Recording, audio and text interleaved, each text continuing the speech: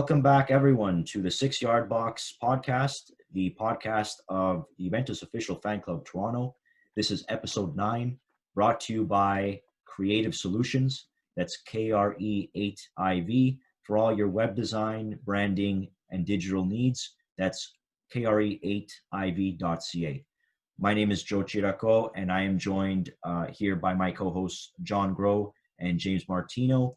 And hello, guys. Hey guys. And today's episode, we are joined with a special guest, the president of the Juventus Official Fan Club Vancouver, Pietro Nardone. Welcome, Pietro. Thanks for coming on today's episode. We're excited to have you here, and we want to begin this show just like we always do in introducing our guests and how they become big Juve fans. Pietro, you're a huge Juve fan. When we've had great relationships with JOFC Vancouver over the years here in Toronto. But I want to put give the floor over to you. Welcome, Pietro, and tell us a little bit about yourself and Vancouver, because we have listeners from across Canada and in out west, in Western Canada as well. For those listening who are out west and on the West Coast here in Canada, this is your club. This is who you should be joining. And Pietro, I'll let you take it away and tell us a little bit about yourself and the club. And welcome again. Thank you, Joseph. Thanks, everybody. John, thanks for the invite. It's an honor to be on your podcast. Our club is not very, very old. I started in 2017, became official in 2018. A bit about myself, born in Vancouver, raised in Italy, in Cassino. I became a fan. I guess I was born as a fan because my dad was a huge Juventus fan. I did open this club because of him. He passed away a few years back. So in his honor, I wanted to do something that would leave a legacy for him and for all the Juventini here. I never thought that we had so many fans, even in British Columbia.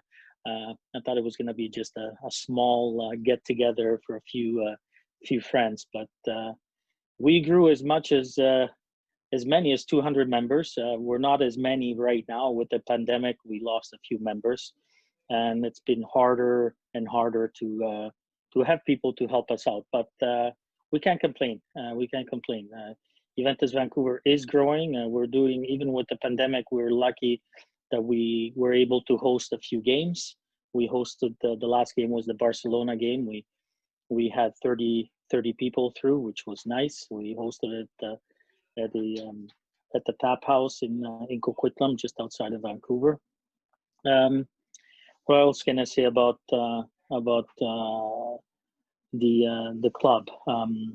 One good thing is because Vancouver is so diverse, we only not have Italians, but we have Chinese, we have East Indians, we have a lot of South Americans. Actually, there are a lot of South Americans that do like Juventus, and we actually became a family, which is nice, and we're growing even with the other North American fan clubs. I got to know you guys. I got to know the people down in Los Angeles, and slowly we'll get to know everybody. And these podcasts that you guys are doing are just fantastic. And again, thank you for inviting me. It's our pleasure, Pietro, and thank you for the kind words. We love to see the growth of the Juventus brand in North America, and it's really great to see how, even despite the times that we're in, you guys are getting the numbers that you are over in the West Coast, which, if you were to ask me this 3 or 4 years ago, can there be a club in Vancouver, I'd probably be a little bit skeptical. But the work that you guys have been doing on the West Coast has been amazing. So that's kudos to you guys, and we love to see it, and we're really happy to have you on this episode. So gentlemen, we're going to get into the topics for today's episode. But before we begin talking about our beloved Juventus, we do have to discuss some somber news. Unfortunately, over the last week, we've had one of our legends, not only for Juventus, but of the Italian national team of the Azzurri, Paolo Rossi, sadly has passed away at the tender age of 64, very young. Very shocking news, especially because his illness was well hidden and was very private about it. And only a few weeks away from another legend, Diego Maradona, passing away. It just seems that this year of 2020 is just getting worse and worse. But let's think about the bright side and the many amazing memories that Paolo shared with us as fans of Juve. I want to start off with James, and we'll go around. Your memories and thoughts of Paolo Rossi. I know I'm probably the youngest out of you guys. I don't remember seeing him play, but being a big Juventus and Italy fan, how can you not know the guy? So, James, I'll let you take it away on your thoughts and begin with you on Paolo Rossi and his legacy for both Juventus and Italy. Yeah, and I like to think I'm not too much older than you. I just turned 40 this year. So when Paolo Rossi had his magical moment in '82, I wasn't two yet. So most of what I know of Paolo Rossi is the legend that you hear on your nonno and your dad's lap of what he did for Juventus, and more importantly, what he did in that '82 championship. I know in the backyard when I was kicking the soccer ball around, the name my dad said, he didn't say Maradona. He said Rossi when he was scoring on 3-year-old me, right? So he was a very important figure. He was one of those eyes. The only equivalent I could think of is when you think of with the Filipinos and you say Pacquiao, their eyes just kind of light up, and I think that's the name for the Italians of that generation. When you say Rossi, their eyes kind of light up. So I didn't see him live. I saw a lot of highlights. I knew the value of his name and the importance of what he accomplished. I can't think of another. I don't think we've ever had close another Golden Boot winner for the World Cup. So everything he accomplished that year, and then the history behind when you kind of dig more and more into it, just the fact that he was on that '82 team was a bit of a. In this day and age, I don't think he would have even been on it because there was some controversy. So those are my quick thoughts on Paolo.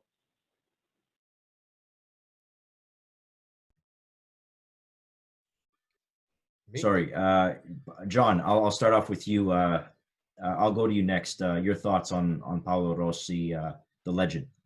Well, I mean, I did have a pleasure of seeing him play in Toronto back in '83 or '84, if I remember correctly, at the CNE Grandstand, long before it's gone, the grandstand. And I mean, I was so young, and I remember still being a big fan and collecting the Panini stickers and putting in the album.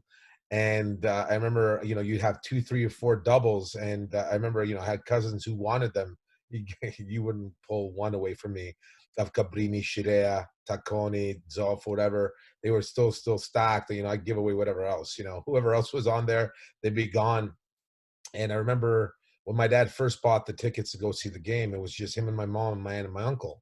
And boy, did I ever cry. And, then to actually see these guys, and he bought the tickets, we went and see these guys, and I was peeled. Like, I remember the guy next to my dad said, like, "Hey, kid, how old's your son?" He's like 6. He's like, he's peeled to the field. He's like, "Oh yeah, I'll tell you all the names, Zibi Boniek, Shirea, Cabrini, Tardelli, Bobby Gold was playing for the Toronto Blizzard at that time, Bettega."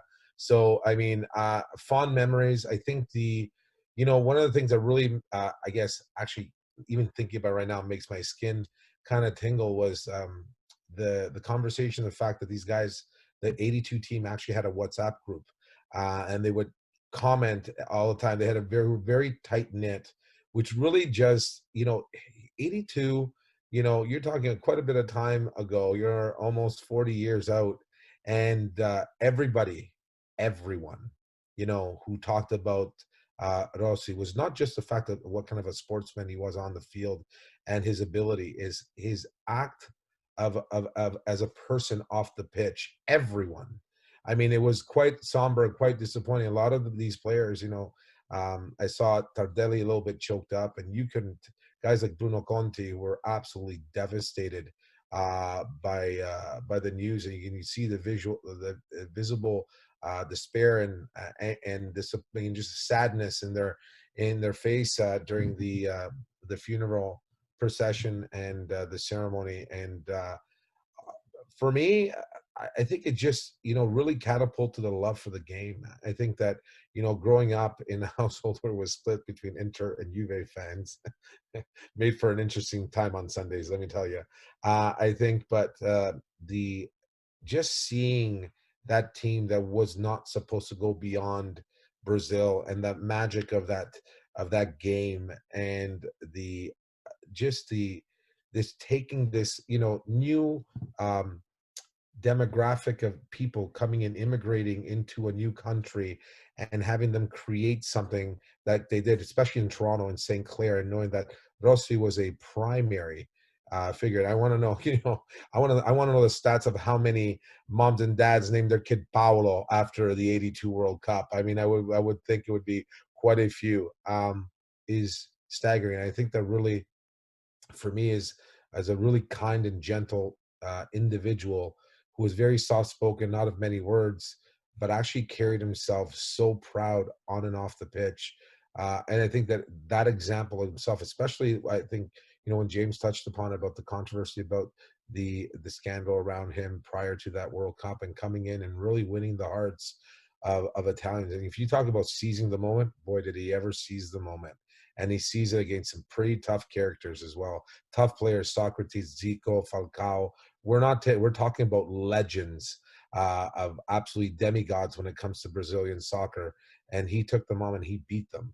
And he did it. And boy, did he ever put the legend of his legend, and just put like the final stamp on that game alone. I'm just, even young, just to say that I got to see him play is enough for me. I still have the ticket. The ticket is still in one of my boxes. These are one of the things, like, I have a few things that are still involved. I have a ticket from my dad, passed away a few years back, of 66ing Bulgaria and Italy in Torino. It's perfectly still pink in that pink paper, but it's still in mint condition. This is one of those other tickets that, you just keep very tight and close to you, because it meant so much as a young, aspiring soccer player. Whoever wanted to do anything else would play soccer and put on the Pantofolo d'Oro and play alongside these giants. So for me, an experience just to be able to have seen him personally, and to have been a part of the whole St. Clair festivities. I remember those vividly, vividly. So it was great. Amazing memories. And Pietro, we talked, we discussed a lot about the legacy here in Toronto, but you, as someone being on the West Coast, what did Paolo mean to you as an Italian Canadian, but also as a Juventus fan? Well, we got to go back a little bit. Everybody remembers Paolo Rossi in the '82. Let's not forget, Paolo Rossi started in '78. I was 9 years old when I first saw him play the 1978 Argentina World Cup. He was an incredible kid. And if you go back, he started with Juventus, in the Primavera Juventus, before anybody even knew him. He actually played 2 Coppa Italia for Juventus before he even went to Lanerossi Vicenza and all the other teams. And then he came back to Juventus again. At the young age of 17, he already had 2 operations on his knees. 3 of his menisci were gone. He shouldn't be playing anymore. He was playing always with pain. That guy, the pain that he had to play with day in and day out, and all the things he did. And he wasn't a big man. He was $1.78, $1.79. He wasn't well built. Like he said it well. He goes, I'm not a centravanti that most power forwards are. I'm just somebody that in the area that would seize the moment and know how to score. He never felt the pressure of the goal.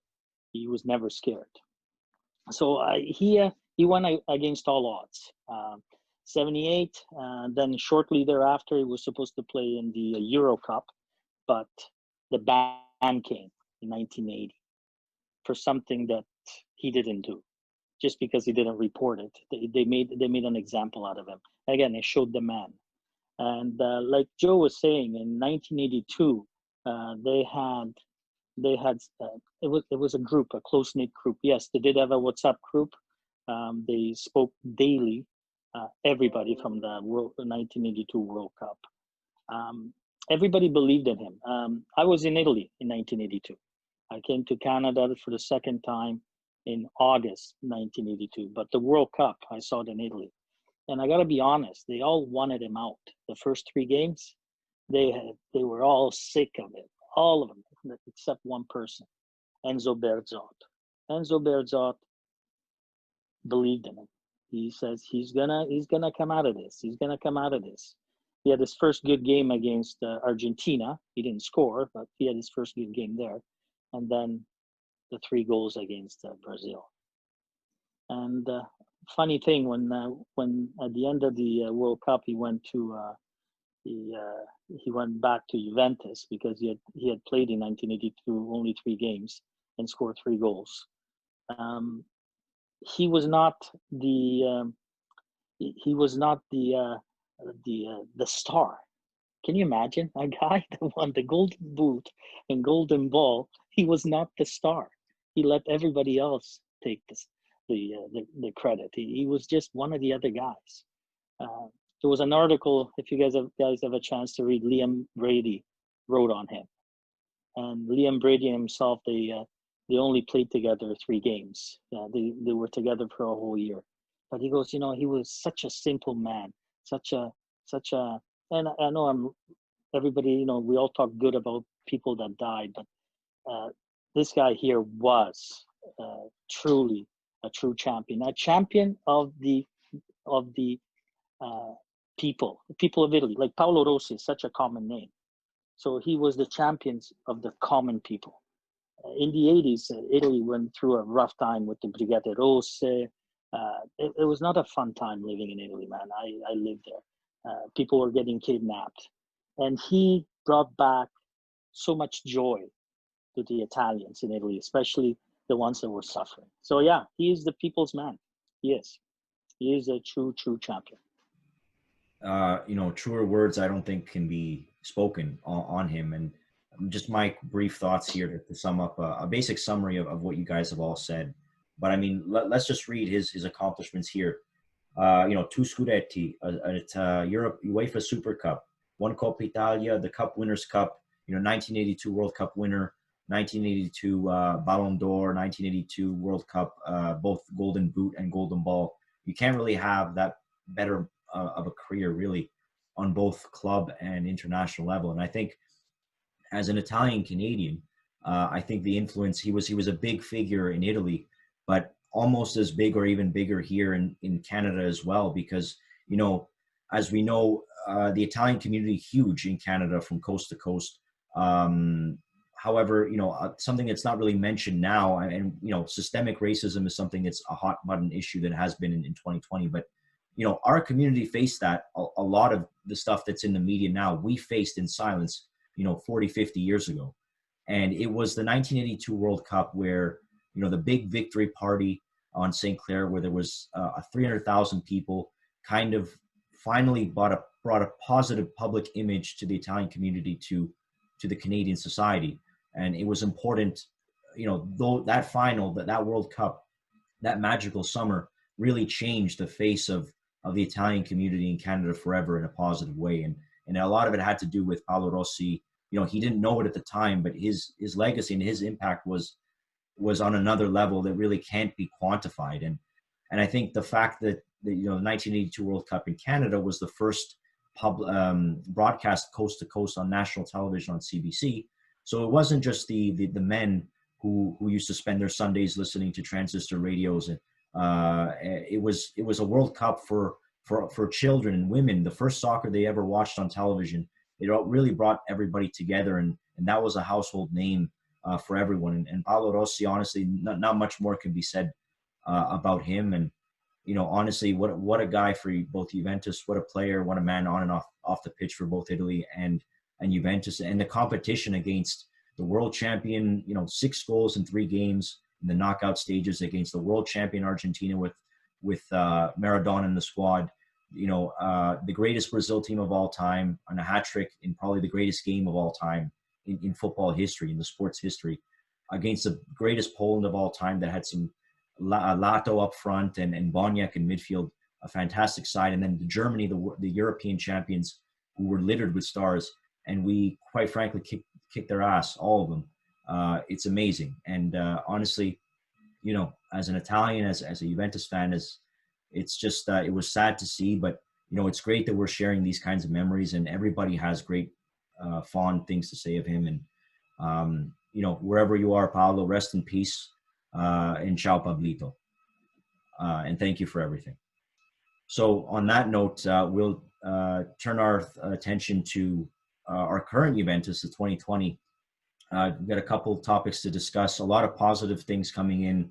As us Juventus fans being, very, very passionate. There's always positivity, negativity on both sides, but really the run of form, both in Europe and domestically, has been very good to end off the year, which is great for a new coach, especially in Pirlo.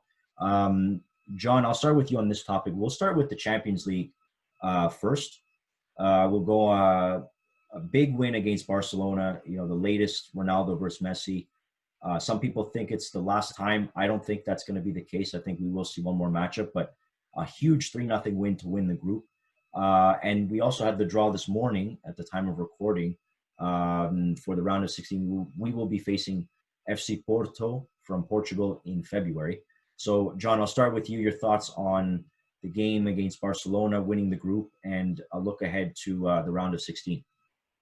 Well, I think that one thing is for sure. I think besides talking about the players, I think that one thing that needs to happen is really I think that every game that goes by, I think people need to give an inch more of respect to Il Mister, to Pirlo. This is his maiden voyage as a leader, as a coach, and I think that I had it said to me once before that this, and I'll use another soccer figure. You'll never teach Totti how to balance a ball, or how to take a free kick, or tell Del Piero where the best position is to take Zona del Piero, and so on and so forth. So I think what Pirlo has done is he's given a lot of confidence to his players to actually do what they do best, and that is spread your wings and play. And that was no more apparent than the game against Barcelona. I saw a free-flowing team. I saw a team that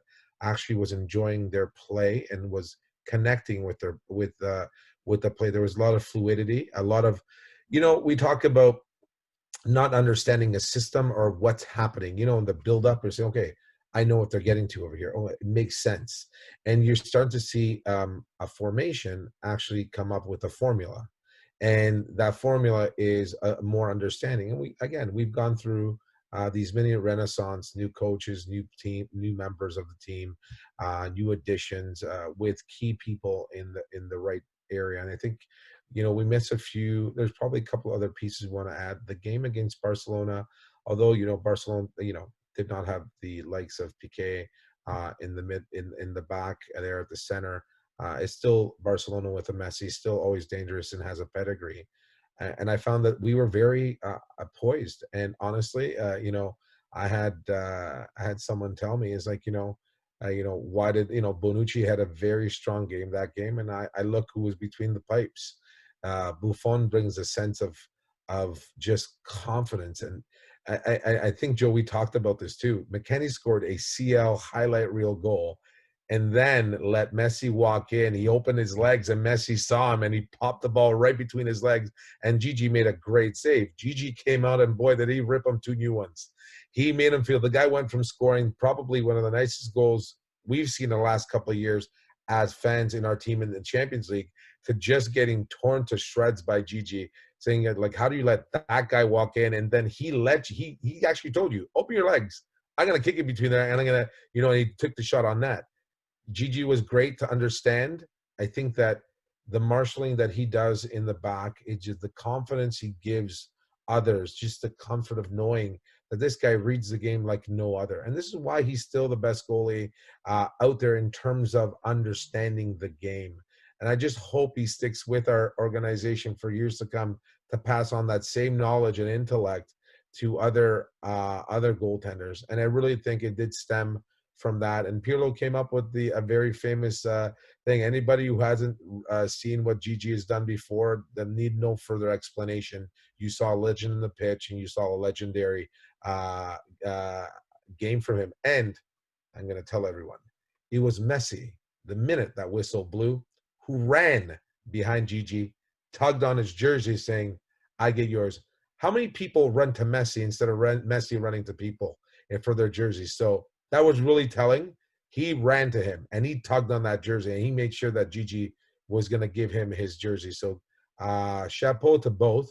And I am forever, ever will be the biggest Gigi Buffon backer supporter, because what he means to our colors, it far goes beyond our pitch, and he showed it again at the tender age of 42. And it just seems that we have a pedigree for goalies to get up there and still be playing some great football. And again, I was happy with Arthur. Always happy with McKennie. I think the guy is he wants to eat the ball every time he sees it. Our MVP thus far this season, Cuadrado, has just been unbelievable to date. Again, I was really impressed with Bonucci, really in the whole game, and that really does get down to Gigi being between the pipes. Your mic. Yeah, thank you. Pietro, I'll pass it off to you next on your thoughts on the CL. Oh, we're talking about the Champions League altogether, or just the last game? The last game, and then looking ahead to the round of 16. Well, last game. The last game was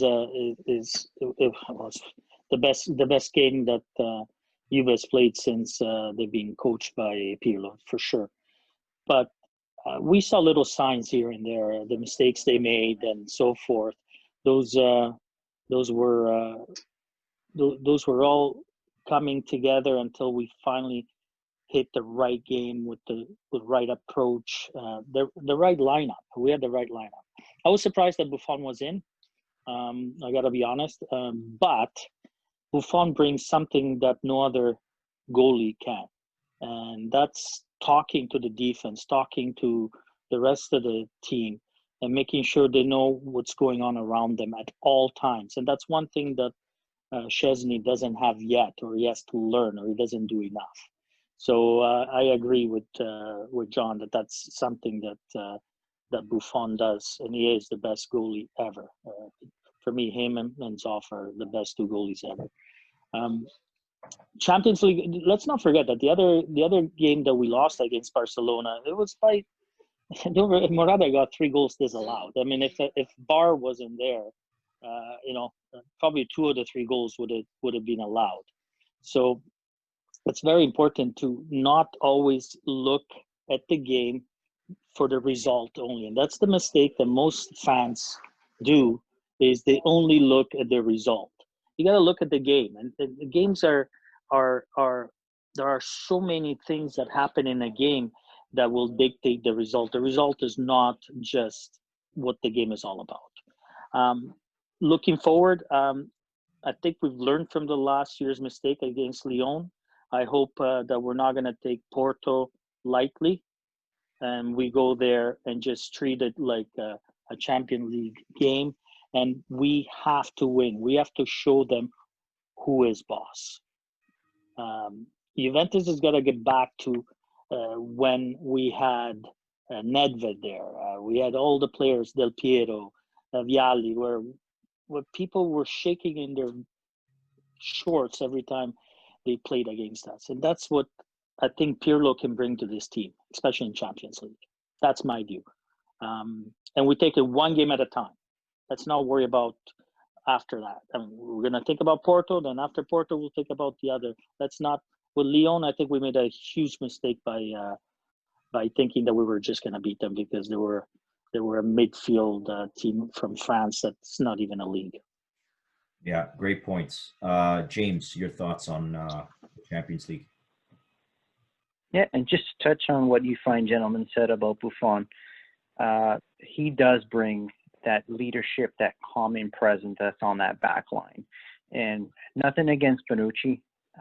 He's been our kind of our leader for the last 2 seasons with Chiellini's injuries. However, I don't feel he can boss that back line. So when he does have Giorgio beside him, and this last game with Buffon calling the shots in the back, it gets the best out of him where he doesn't have that responsibility. So I think that was good to see for this game. We've seen Pietro's thesis in action as a rare coach who had to have his thesis published to everybody. This is what he wanted, and he's finally gotten the players off the injury list where he can field what he feels is his best starting 11. And I think that was the game against Barcelona. We saw it go from a defensively drop down to the 4-man D, but then when we're in attack, it goes to a 3 with the attacking wingers. It allows Corrado to push up further, lets him to get those crosses in with Ronaldo and Morata going in. And of course, the new nickname that we heard that Gigi has given him, Big Mac, getting his way in there, and it's just creating that presence in the box. So this is a great win. I think a lot of Juventini, especially if you look at the dread that's on Twitter, were saying, "Oh, there was no way we're going to beat Barcelona. There's no way we're going to beat them by 3 goals." We just did.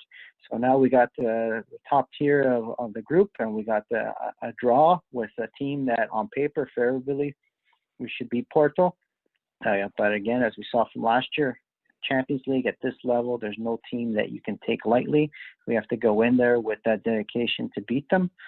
I like that we're going to go there with the greatest, arguably the GOAT, going back to his homeland to put some in and pad his stats as well. So we're in good shape, and it's time to build on it. And we had the game from Torino that started it, and then yesterday's game, we keep building it, and hopefully we build on it for the rest of the year.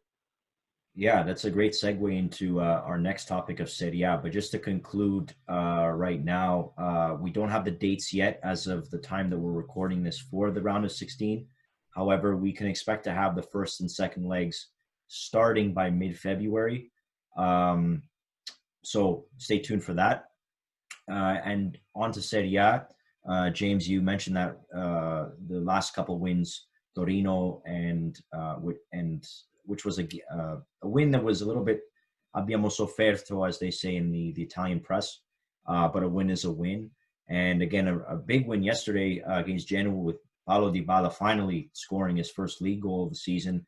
Huge monkey off his back, especially because of the rumors, with swirling about his contract renewal and swaps with Paul Pogba and all of that. So it's great to see him build his confidence up, and hopefully this is a sign of things to come. But I will start with Pietro this time on just we're about 3 games left in Serie A. We have Atalanta on Wednesday this upcoming week, Parma, then Fiorentina. It's a very important stretch for Juve because we have a shorter Christmas break this year. So, Pietro, your thoughts on Serie A, where we are so far in the season? I think we're 3rd right now. Yes, we are, just to confirm as of now. But a couple of games, winnable games, I think, even against Atalanta. But thoughts on Serie A for you, Pietro?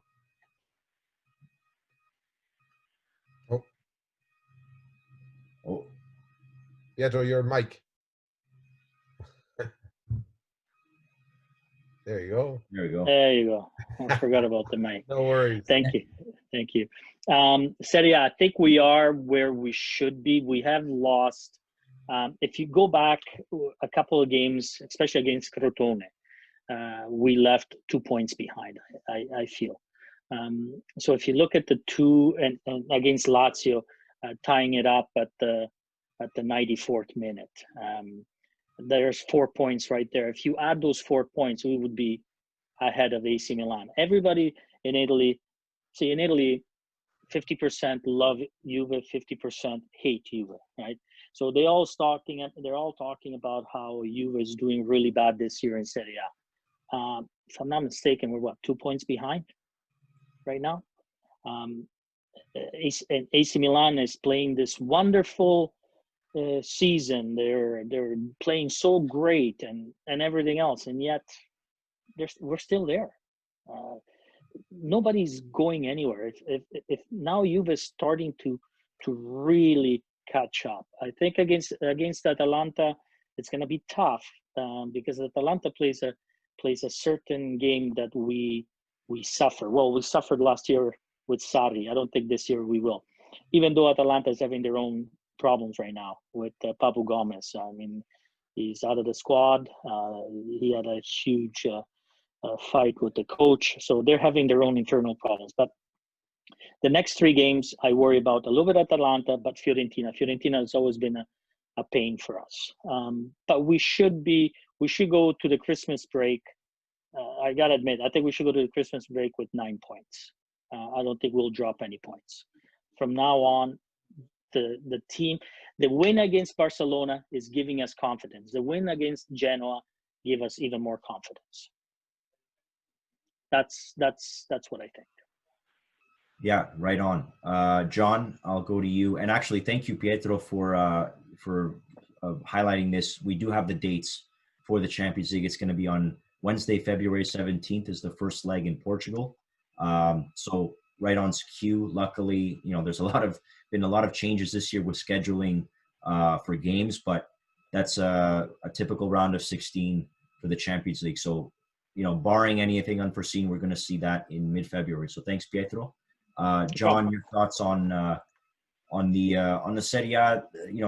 Pietro mentioned it, hit it right on the head. The last game yesterday really gave us a huge boost. And then we've got a couple games here.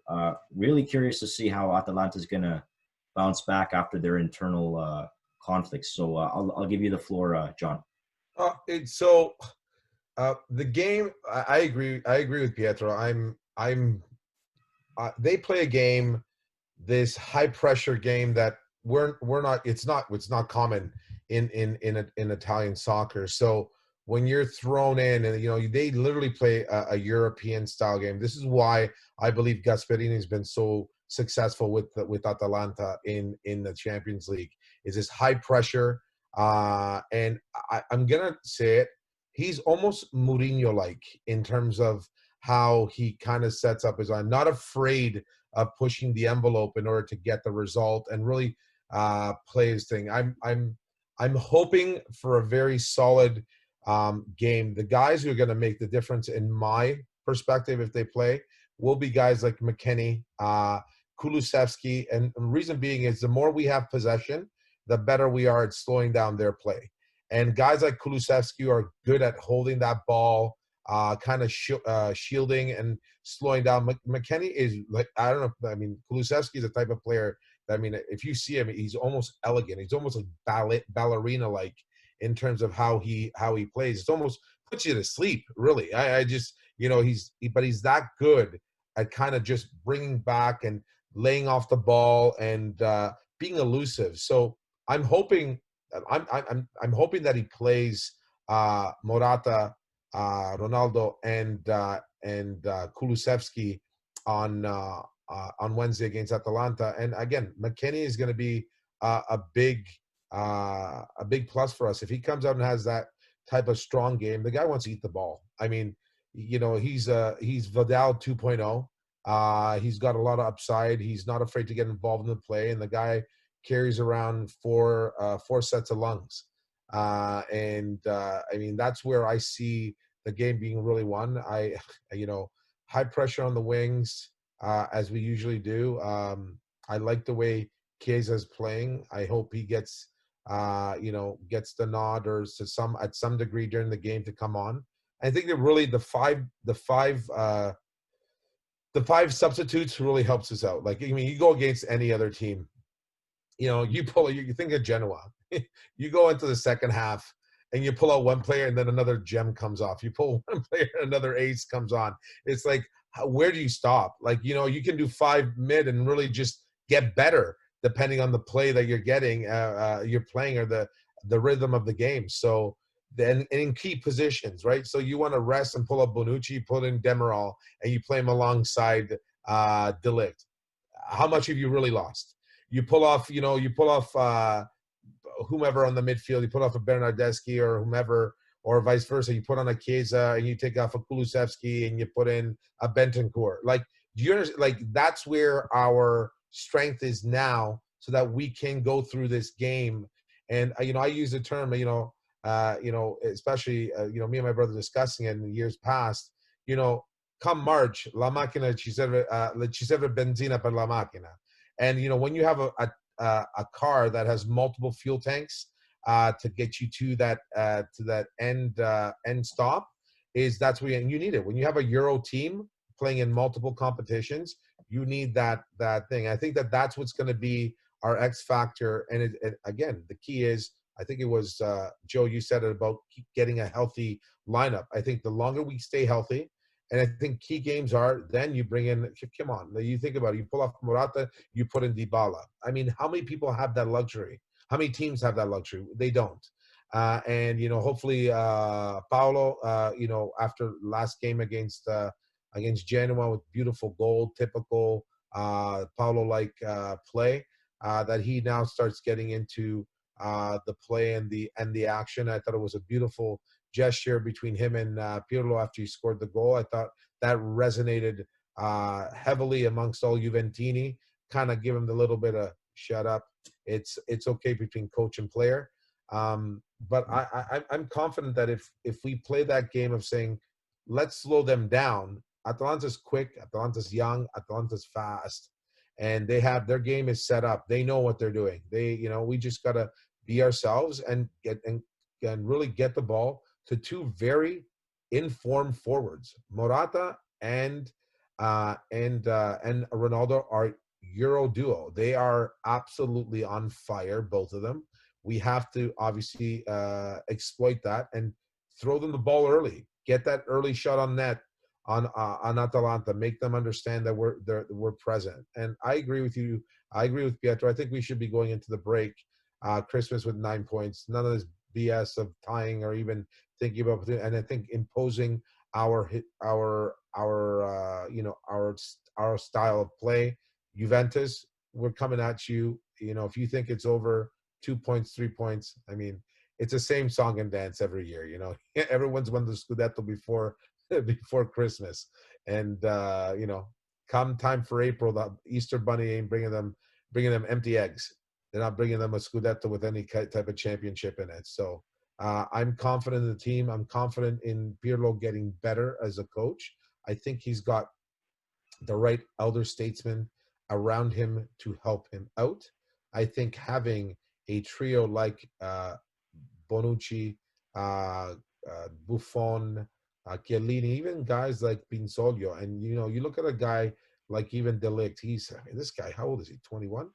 Is he 21, 22? Yeah, How old is he? Yeah, still 21. I mean, the guy, he's fluent in Italian already in 1 year in the country, and the guy imposes himself like he's a 35-year-old center back. Like, the guy is so confident, and I hope he stays with for many years to come. I'm gonna say that it's a 3-1 win for Juve on Wednesday. I'm gonna go hard. I'm gonna say it's another Paolo goal off the bench. He's not gonna be starting. That's my opinion. I'm gonna say Paolo's gonna score again. I'm gonna say it's gonna be another Morata and Ronaldo show. And I think that just calling it out as it is, Cuadrado's been a big ace for us. I know there's still some stupid speculation that wasn't a penalty shot against them, which I don't know how anybody cannot say that. Even the player for Genoa kind of shook his head. He knew that he completely screwed up on that, and that was a clear penalty. And for those out there, whether you're Interista, Romanista, Milanista, I don't know. I find it really hard to believe that people in this day and age, with the number of angles that we were provided on that foul, that people can actually say that he dove before he actually got tackled. It's beyond me. But again, a strong Cuadrado, our MVP thus far, and with the talisman that we have up front, I think we should be fine. Yeah, well said. And James, I'll let you just wrap up the topic. Sure. So going back to Pietro's magical moment against Torino a few years ago, where we had Corrado with the last-minute gas winner, and now this year with Bonucci, every time we play Torino on these tight nail biters, it's where we turn the season around. So I think this is where the momentum started. Was that big win, come back from behind win, and we carry that into Barcelona. We're coming in right now on the best time to play an Atlanta team that is going through its internal demons. So hopefully we take advantage of that. Echo what John said. I see Dybala coming off the bench and being an influence for this game. And I just can't see McKenzie not playing, not being in the starting 11. He's earned his way. He's got to play his way off of it. So he should be a regular in there. And we should, as what Pietro said, we should be picking up 9 points by the end of this year. Milan, good start. But at the end of the day, the championship is a marathon. It isn't a sprint. And as long as we keep it up there, they don't have the champions on their squad that are going to be able to handle this pressure as we start moving into February and March. So, Pietro, keep the boys going, and we'll get there. We'll get there slowly, but we'll get there. Yeah, and you guys, all three of you, nailed it on the head. I think now is the time where you're seeing some of the other teams like Milan, who they got a good starting 11. They've had a tremendous calendar year in 2020 ever since Ibrahimovic's return. But you can tell when one of their starters is out, they're not going to be like us where we have another superstar just waiting in the wings. I think you're going to see that more as the season goes on, even though the level of competition has improved significantly this year, even with the smaller teams. I think they are going to run out of gas, as John and as mentioned, and the three of you have touched on as well. So we're in a very, very good situation. It's unfortunate that there's going to be a quick pause at the end of December to kind of break up that momentum. But I think going into January and going into into the next month, where we're going to be playing 11 or 12 games, that depth is really going to come into play. And that's not even counting transfers that may or may not come in. Although with transfer market, I think we have to be a little bit realistic and a little bit, I wouldn't say pessimistic, but let's keep our expectations low, just because we know the revenue has not come in. We're not going to see fans in the stands for, who knows when, maybe the spring if we're lucky. But, recently in an article in the Gazzetta, Juventus stands to lose 80 million euros if we don't have any kind of fans at all for the rest of the year. So that's a huge chunk of our revenue. So I think we're built pretty well so far, but anything can happen in this league. And watch out for a team like Inter Milan, where I know it's been very fun to use them as a punchline over the last week, but without Champions League and with Coppa Italia, where they don't really care, on paper, that's a team that, don't sleep on them, even though they have been really, really underwhelming this year. Guys, I just want to get a quick preview or a quick thought, your prediction on the Super Cup, which is going to be on January 20th. It's going to be played in Italy this time and not in Saudi Arabia because of COVID. We're going to be playing Napoli, the team that beat us on penalties in the first game of the restart back in June. I'm predicting a 2-1 or 3-1 win for Juve. I think we're gonna get them this time because it's a different coach, different system, and I think by then we're really going to start hitting our stride. But Pietro, your just a quick prediction on the Super Cup, and I'll go around. As usual, Super Cup with Juventus, will go to penalty shootouts, but we will win. All right. James? Well, hopefully they show up this time. I'll agree it's going to be a tight one. Napoli has been on good form of lately. Gattuso's got his guys fired up. But we always seem to find a way to beat Napoli, and I see us winning a tight one. I'll go 2-1 with a Insigne own goal. Wow, that's a pretty bold prediction. John? I'm more interested in the antics on the sidelines between Pirlo and Gattuso. We all know about their connection, their camaraderie, their friendship. And Pirlo has tormented Gattuso over their careers together in Milan. It'd be fun to see how he does it on the sidelines. You know, it's going to be a lively affair with those two. There's absolute a tremendous amount of respect and love. Those two are brothers. So it's going to be fun to see those two legends on the side of the pitch go at it with each other. It'll be I'm pretty sure there'll be some banter before the game between both of them, some fun banter. I'm gonna go against you guys. I honestly think that you are a little bit upset with that loss to them in Coppa Italia. I don't think it's gonna be close. I'm gonna tell you it's a good blowout. I'm gonna say it's we're gonna go back to a couple of years ago when we destroyed Milan in Rome. I was there for that game 4-0 where Donnarumma looked like Paperuma during the game. And I'm going to say a 3-0 onslaught. And I'm going to say 3 goals by Morata against Napoli in that game. Wow. Okay. He's that player. I think those games, he's meant for those games. Showed up in Champions League for us against Barca. Showed up for us against Milan in extra time to win the Coppa Italia in Roma when he was with us. He's going to do it again. And I'm going to tell you it's a 3-0 onslaught, and he'll pop in a hat trick. You know what? I think you're right. I think it will be 3 goals. 1 will count and 2 will be disallowed from VAR. But Alvaro. Yeah, man. Wow. Every time there's a pause after a goal, everybody collectively holds their breath because you just never really know. So my dog does this now. Oh yeah. He's not asking for a bone. He's telling me to look at the TV. Don't cheer so much. Yeah, temper those expectations. We're just about at the end of the show for this episode. John, I just want to give you the floor because we have some really exciting news to announce from our Juventus official fan club. This is obviously a soccer podcast, but a podcast for the Juventus official fan club Toronto. So I'll let you take it away, John, with the great news that we have for our members and our fans. Yeah, so first and foremost, I just want to advise all the fans, thank you so much for really believing in our group, in our board, and our ambitions and our ideas for where we want to be. I'm happy to announce we have surpassed the 400 member mark for our club, which is the largest ever. Right now, we stand to be the largest outside of Italy as it stands, unconfirmed. I'm very proud to have been a part of this, although with major work and support from our board and our outgoing board of that was around up until October of this year.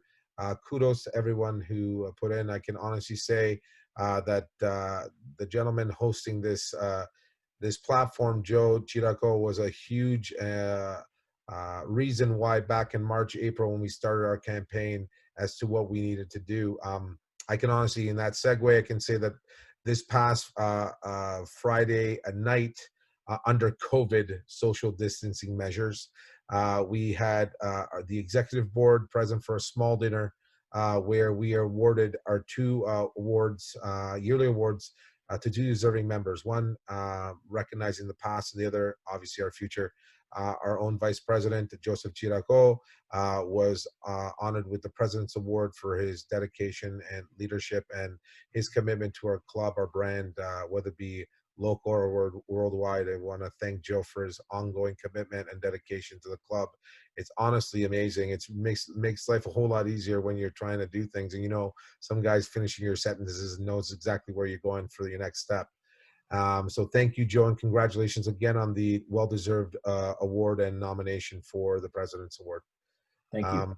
Second to that, we honored a good friend, member, and previous president and counselor for our board, Mr. Peter Lipretti, who was honored with our Legacy Award. Peter, it's still like the guy, it was phenomenal just seeing Peter with this boyish and very youthful love for Juventus and just wanting to be the sincerity around his conversations around Juventus and his experiences as part of the board was absolutely amazing. That he still has the love and the commitment towards our club and our famed team. So I'm really proud to presented him the Legacy Award. And again, to Peter, congratulations to his family who supported us along the way to keeping this a secret and having him come in. Thank you to Ida and to Laura Lipredi, his daughters, for their commitment. And I thank you for the kind words you provided our board for with regards to the award. Outside of that, on December 21st, we will be going to our local radio station, Z103.5, with our honorary ambassador, Mr. DJ Danny D. More Juventino than him, I don't know if they even exist. We will be donating 1,000 pounds of non-perishable food to the needy and the poor through Z103.5. At the actual event, we will acknowledge and honor the 400 plus members by releasing 38 gold balloons representing our 38 Scudetti, and the rest in black and white to honor the 400 plus members that we have that evening. We will have the Caledon FC under 13 girls with us. Caledon has so graciously with their with one of their coaches, who was also a board member, Mr. Rocco Simone, wanted to be involved with this process, and will be bringing some food and will be helping us with the festivities on December 21st. So again, all social distancing measures being in place. This will be outdoors. I just want to let everybody know we're staying safe and doing our part in doing so. We also have a few great contests going on, one for our board and one for our membership. We will be presenting a member who has helped us obviously exploit and bring awareness to our club by bringing more membership. That will be announced on December 21st. We also have a raffle that is active right now. Anybody who is a member and of a JOFC can of our JOFC can enter to win a custom framed limited one of 20, because I know that even Pietro must have received them with his package. Is the roster for the 2020-2021 season. We've put it in a custom frame, and we will be raffling that off with either you can, and that's the first prize. Second prize is a Anthem jacket for this 2020-2021 season. Third prize is last year's away jersey, which is the clay and the red. And that will be raffled off. We will have that active. Joe, remind me, how long is the raffle on for? You know better than I do. I got so the raffle is going on until December 22nd, so there's still time for you guys to get that. More information could be found on our social media channels. So at Juve Club Toronto on Instagram and at Juve Club TO on Twitter. And of course, jofctoronto.com/membership. It's still not too late to become a member for our club or Pietro's club. And I just wanted to, sorry, John, did you have anything else to add? Oh yeah, and just just a quick shout out to sponsors of our club that have joined us most recently and provided some financial support. Conte and Jaswell Lawyers, Aussie Hydroponics, the Rose Lawyers, also to Genesis Community Rehab Services. We really appreciate your ability to join, and also Leon's Auto Body for the kind donation towards our club and helping us grow further so that we can reach more Juventini. Really just promote our fan club and our fan club experience. Great. And before we end off the show, again, I want to remind all our listeners for across Canada, if you're on the West Coast in British Columbia, or in Calgary, Edmonton, Winnipeg, Saskatchewan, JOFC Vancouver is your closest Juventus fan club. Pietro and his team are fantastic. And Pietro, before I end the show, I just wanted to ask, for those that are listening across Canada, and if they want to learn more about your club, where can they find you online and on social media, JOFC Vancouver? We're on Instagram, JOFC _Vancouver. They can find us on Facebook as well, JOFC Vancouver on Facebook. Or if you just Google us, we'll pop up. We will be launching a new website That should come around Christmas time. It's jofcvancouver.ca. Yeah, we're excited. We're really excited. We need to grow a little more. You guys in Toronto are doing an incredible job. I have to admit, I've been following us for the last few years. The past board members and you guys are bringing it to the next level, and that's good. You guys are setting the pace for the rest of us in North America. We're really proud of you guys. Thank you very much. Thanks, honestly, Pietro, for those kind words. We're here for the Juventini, and we love what we do. All of us, all the clubs across North America, and we all. It doesn't matter whether you're from Vancouver or Toronto or the United States or anywhere else for that matter. We want Juventus to be the #1 team in the world, and I think we can all get behind that. And with that, I'll end off the show. Thanks again to my co-hosts John and James, as always. And a special thank you to Pietro. Again, JOFC_Vancouver on Instagram. Find them online, Google. They're great. Pietro and his team are fantastic. On behalf of everyone here at the JOFC Toronto, I wanted to wish everybody a Merry Christmas, a Happy New Year, Happy Hanukkah, which is ongoing, and a great holiday season. Stay safe and be well, everybody. And we'll see you all in the new year. Fino alla fine, Forza Juve.